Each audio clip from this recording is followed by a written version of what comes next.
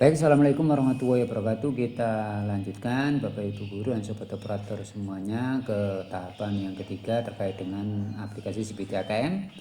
Ya, kita masukkan dulu username dan passwordnya. Ya, kita lanjut ke pembahasan ya, CPT AKM ini di manajemen ujian. Ya, sebelumnya kita sudah bahas tentang bank soal dan master data. Ya, barangkali Bapak Ibu yang ketinggalan dengan ya pembahasan sebelumnya bisa lihat di channel ya sebelumnya, ya cari di link channel kami. Oke, kita masuk di manajemen ujian. Ya, kita masuk di manajemen ujian. Nah, manajemen ujian ini ada dua menu di antara daftar ujian dan monitor ujian, dan ini adalah menu yang tidak kalah penting karena menu ini terkait dengan ya pengolahan ya terkait dengan ujian yang ada di siswa atau jadwal ya, jadwal di siswa ya. Tampilannya seperti ini ya, cukup sederhana ya. Ada nama ujian apa yang ditampilkan atau dibuat, kemudian paket soalnya apa, kelas berapa, waktu mulainya sampai berapa ini nanti, kemudian durasinya ya berapa menit. Ya, ini akan tampilkan ya, entah itu 60 menit, entah itu 90 menit, entah itu 5 menit ya di sini. Kemudian statusnya terjadwal ya. Statusnya terjadwal itu berarti bisa digunakan ya. Kemudian ada tombol edit dan tombol hapus. Bagaimana cara mengolah manajemen ujian? Kita buat dulu tombol buat ujian ya. Kemudian kita pilih namanya ujiannya, misalnya ya SAS, misalnya SAS 1 ini ya. Kemudian kita pilih paketnya, paket apa, literasi misalnya, kemudian pilih kelas. Nah, ini yang menjadi fitur ya yang bisa digunakan untuk multi kelas ya. Artinya biasanya ini enaknya digunakan untuk simulasi. Simulasi itu kan soalnya kan cuma satu misalnya ya, jenisnya itu cuma satu modelnya. Kita bisa gunakan untuk semua kelas. Misalnya dalam sekolah itu ada rombel 10 rombel ya. Ini bisa kita semuanya kita centang ya kelasnya ya, kita centang kelasnya seperti ini. Nah ini lah, jadi ini nanti otomatis akan semuanya ya akan mengikuti ya, kegiatan ujian itu dengan soal yang sama, dan kita tidak perlu lagi membuat ya jadwal ujian satu persatu sesuai dengan kelasnya ya kan, enak simple ya. Ini kelebihannya.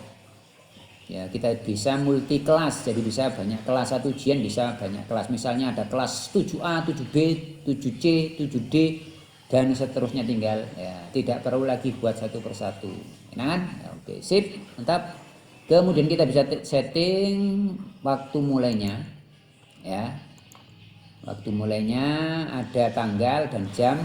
Jamnya ini bisa disesuaikan malam, siang, pagi, sore ya, dan waktu selesai misalnya. Ya, kita bisa sesuaikan ya. Kemudian waktunya juga bisa kita atur berapa menit ya. Kemudian pengawasnya siapa ya, kita masukkan. Kemudian fitur pengaturan acak ya, apakah kita mengatur soalnya itu acak ya, soalnya atau optionnya acak, kita tinggal centang saja. Kemudian ada tambahan lagi untuk pengamanan CBT-nya di siswa. Ini biasanya siswa itu yang kepingin curang itu akan dikontrol oleh deteksi tap in tap ini ya.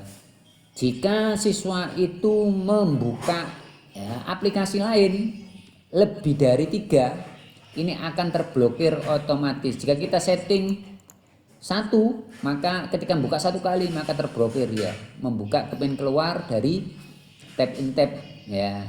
Kemudian tambahan lagi ini, jika siswa itu terkait dengan tombol selesai, jika siswa itu ya belum waktunya selesai ya, namun dia kepingin selesai, itu tidak bisa. Kalau ya tidak disetting di sini ya. Artinya nanti akan keluar tombol selesai itu ya sesuai dengan waktu yang kita tentukan. Jika kita tidak ya menentukan, maka tombol selesai itu akan keluar. Biasanya siswa itu ya yang kepingin buru-buru ngerjain soal terus langsung ya kepingin selesai itu, kalau tidak disetting di sini tombol selesainya muncul. Tapi kalau ini kita setting, tombol selesainya tidak bisa muncul ya.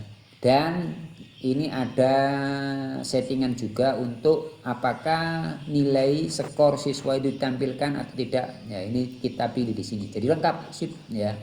Semuanya sudah lengkap ya, tinggal kita buat saja ya. Jika kita ingin tidak menampilkan ya tinggal kita tidak mencentangnya, kemudian kita simpan. Nah ini sudah kita buat ya. Oke, kemudian nanti akan ya muncul di siswa ya. Nanti kita akan bahas lebih dalam ya di siswa ya. Kemudian kita lihat di monitor ya. Ini di monitor ini tentunya berkaitan dengan kegiatan siswa. Kalau siswa belum ujian ya tidak bisa melihat ya. Kemudian apa? Ini jika kita ingin melihat monitor ujian siswa ya, maka harus kita masuk di menu halaman ujian siswa sendiri ya. Nantikan ya bagaimana kita akan ya monitoring ya, melihat tampilan halaman ujian siswa ya. Sampai jumpa ya di video berikutnya. Assalamualaikum warahmatullahi wabarakatuh.